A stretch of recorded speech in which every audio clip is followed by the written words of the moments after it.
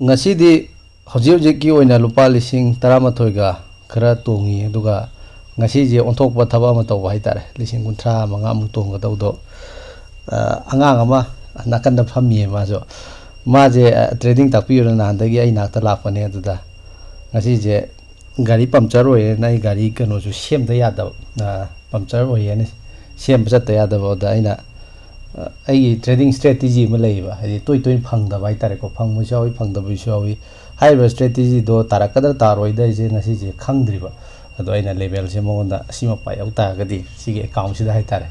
si account sida lot mari bai to haira thamam mane masigi nifty je aduga stop loss sina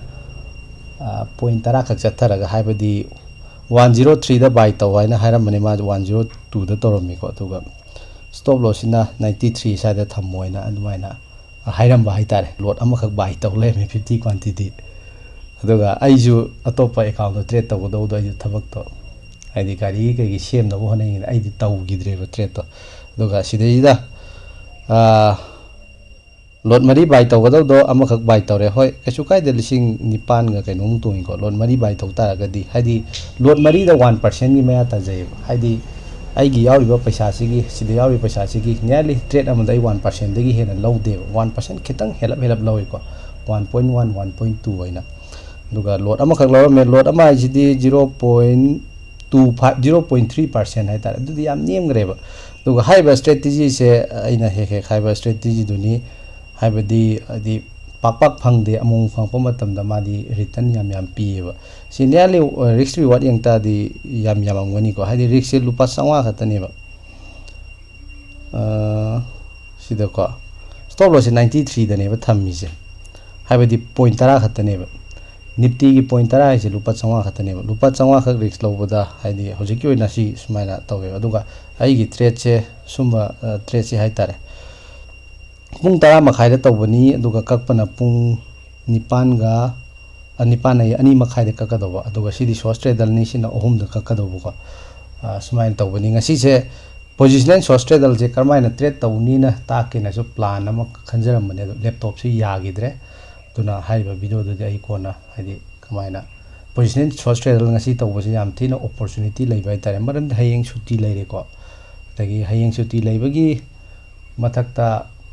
hojikan je di market se hojik yam kana move tawgre ba do kaino nu midai tare expiry nu phawda market se kya kana kitang move tawbaji kitang haidi ba volatility du kitang niam ga daina pa ba hai tare ko adu volatility nem bai je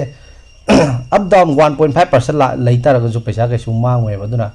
golden opportunity oi ba hai tare position social tawda adu bu phangdre haidi phangdre ai mayam da ta ngamdre keno laptop yadabani ne ko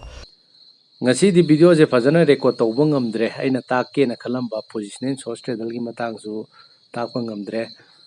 nungti gi profit and loss hai tare nongoi paisa mangmo tongba si thagat paji education purpose oi de na lawi habadi paisa mangi tonge si kasu sidai kem loningai leite buko haide tamjaningai amta leite ba duna mathang dadi nungti gi mangba tongba sai thagala roige matam kharadi thagat taraga su trade kamaina sangi kaida sangi magi logic sing do duga loina na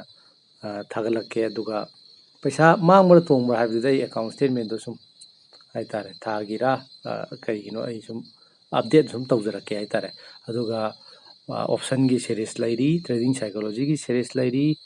price action gi series lairi haiba series sing do oda ai focus piraga ai video atopa sing nuai video su sema